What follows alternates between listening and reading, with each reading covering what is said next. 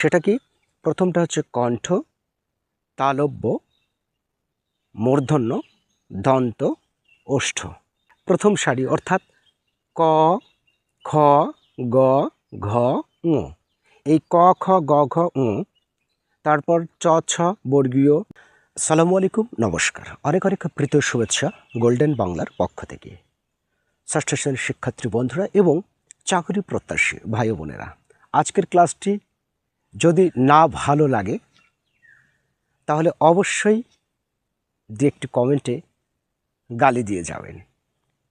আমার একটি দৃঢ় বিশ্বাস, যদি প্রথম আজকের এই বিষয়টি শুনে থাকুন অথবা ষষ্ঠ শ্রেণীর শিক্ষার্থী বন্ধুরা তোমরা যদি এটাই প্রথম ক্লাস হয়, এর আগে এইভাবে শিখনি, তাহলে অনেক চমৎকার লাগবে এবং পরবর্তীতে অনেক উৎসাহ বেড়ে যাবে আমার প্রতিটি ক্লাসের জন্য।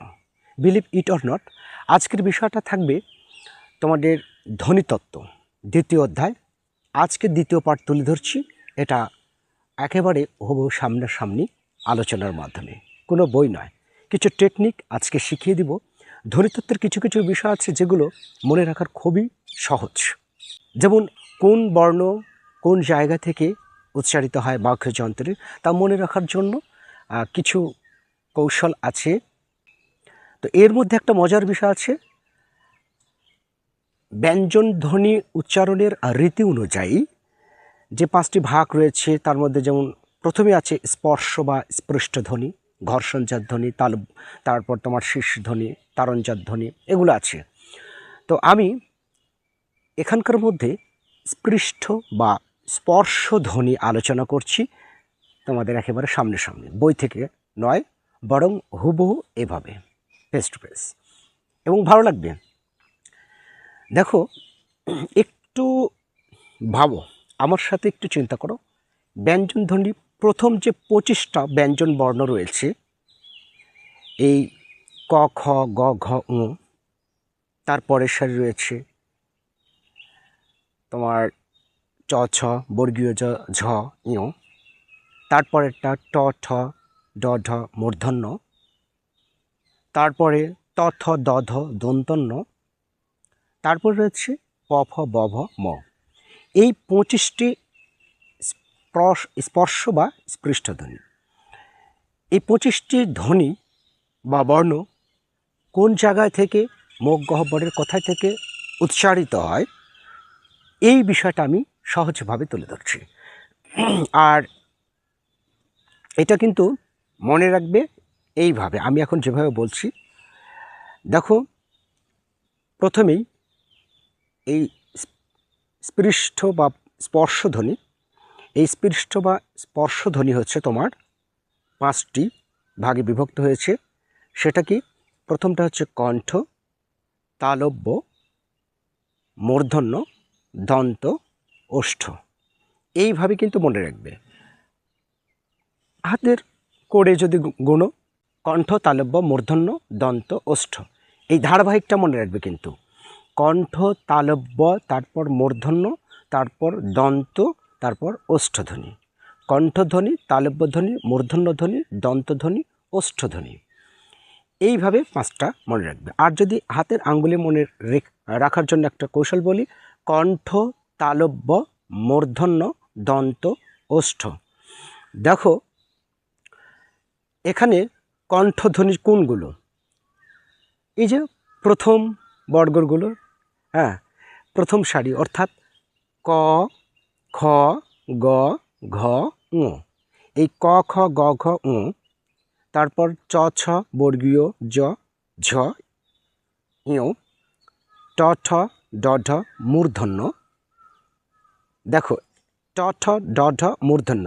দেখো, মধ্যে এই মূর্ধন্য মধ্যে আছে বা মাঝখানের আঙ্গুল ধরলাম, তাই মূর্ধন্য, আর মূর্ধন্য ধ্বনি মধ্যে এসে মিলে গেল। যার কারণে আমি বলেছিলাম এই ধারাবাহিকভাবে মনে রাখার একটি কৌশল মনে রাখতে হবে তোমাদেরকেও। কণ্ঠ, তালব্য, মূর্ধন্য, এই আঙ্গুলটা মাঝখানে এবং মধ্যে, সো এটা মূর্ধন্য ধ্বনি।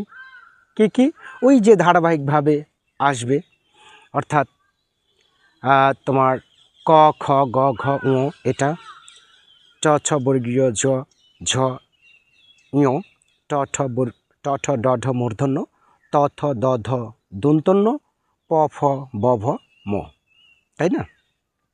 তাহলে এই 25টি পৃষ্ঠ বা স্পর্শধ্বনি মনে রাখার জন্য এই চমৎকার কৌশলটা কিন্তু খুব ভালো লাগবে তোমাদের।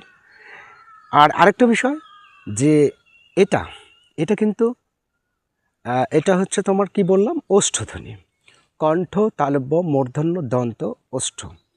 এই ওষ্ঠধ্বনি মনে রাখার জন্য আরেকটি কৌশল হচ্ছে, ওষ্ঠ মানে কি? ওষ্ঠ মানে হচ্ছে ঠোঁট। তো ওষ্ঠ মানে যদি ঠোঁট হয় তাহলে ঠোঁটের সাহায্যে উচ্চারিত ধ্বনিগুলোই ওষ্ঠধ্বনি।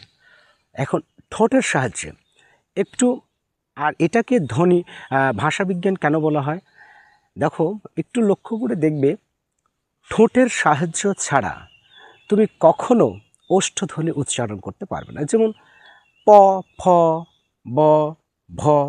এখন এই প উচ্চারণ করার সময় তুমি যদি একটা ঠোঁট যদি তুমি আলগা রাখো অথবা স্পর্শ না করো, তুমি কখনো উচ্চারণ করতে পারবে না। যেমন প, হ উচ্চারণ হবে কিন্তু সেটা স্পষ্ট হবে না, তাই না?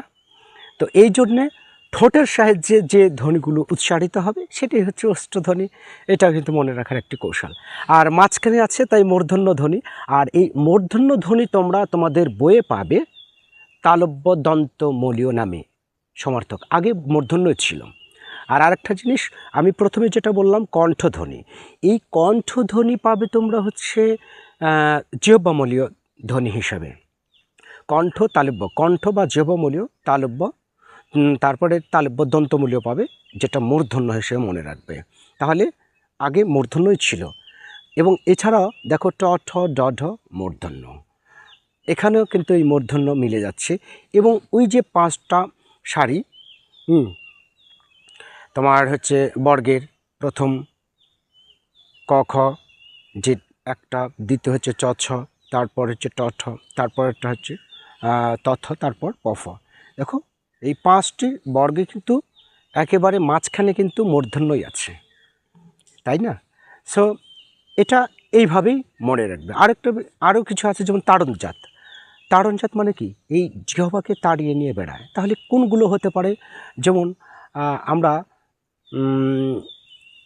রয়ের উচ্চারণ করি, র র র, এই র এরকম করে একটু যদি বারবার বলতে থাকো, দেখো র, এই র উচ্চারণ করার সময় এটাকে যদি স্লো মোশন করা যায়, হ্যাঁ, জিহ্বাটাকে, তাহলে দেখবে জিহ্বাটা এরকম করে লড়ছে, মানে তাড়িয়ে নিয়ে বেড়াচ্ছে, যার কারণে এর নাম তাড়নজাত। ঠিক আছে? তারপর আরেকটা আছে শীষ ধ্বনি। এই শীষ ধ্বনি, শীষটা বানান কি? তালে বস্য রস্বইকার আর দন্তস্ব, তাই না? এই যে এই শীষ ধ্বনি উচ্চারণ করার সময় এই মুখ বিবর থেকে একটা বাঁশির সাউন্ড মাঝে মাঝে চলে আসে কিন্তু। আর এই তখন শীষ উচ্চারণ মানে বাঁশির সাউন্ড একটা চলে আসে, যেটা বাঁশির মতো মনে হয়, অনেক সময় চলে আসে। এটা অন্যজন যখন এটা লক্ষ্য করবে তখন কিন্তু বুঝতে পারবে। আমি নিজেরটা হয়তো বুঝতে পারছি না, তোমরা কিন্তু বুঝতে পারছো। তো এই কারণে তালবস্য, দন্তস্ব, মূর্ধন্যস্ব এগুলো হচ্ছে শীষধ্বনি। আরও কিছু রয়েছে যেগুলো আমি আগামী পর্বে একেবারে 15 থেকে 18 পৃষ্ঠা পর্যন্ত বই থেকে হুবহু বুঝিয়ে দেব। হয়তো বইয়ের পৃষ্ঠা খুললে আরও কিছু টেকনিক আমার মনে এসে যাবে, এই মুহূর্তে হয়তো মনে হচ্ছে না। আমি আজকের এই পৃষ্ঠ বা স্পর্শ যে 25টি ধ্বনি রয়েছে এইটুকু আলোচনা করার জন্য আজকের ভিডিওটি শুরু করেছিলাম। সো আমার লক্ষ্য ছিল আজকে এটুকু বোঝাবো। আরও কিছু বিষয় আমি হুবহু যখন আগামী পর্বে রিডিং পড়াবো তখন আরও কিছু কৌশল আমি সেখান থেকে বুঝিয়ে দেব। তো শিক্ষার্থী বন্ধুরা এবং চাকরি প্রত্যাশী ভাই বোনেরা, অবশ্যই ব্যাকরণ বিষয় চাকরির জন্য কিন্তু আসবেই। সো কিছু কৌশল অবলম্বন করলে ব্যাকরণটাও মনে রাখা খুব সহজ হবে। ভয় নয়, জয় হবে। সাথে থাকুন, আর ভালো লাগলে কমেন্টের মাধ্যমে জানিয়ে দেবেন, সাবস্ক্রাইব করে উৎসাহিত করবেন। সবার দীর্ঘ জীবন কামনা করে আজকের ক্লাসটি এখানে শেষ করছি। আল্লাহ হাফেজ।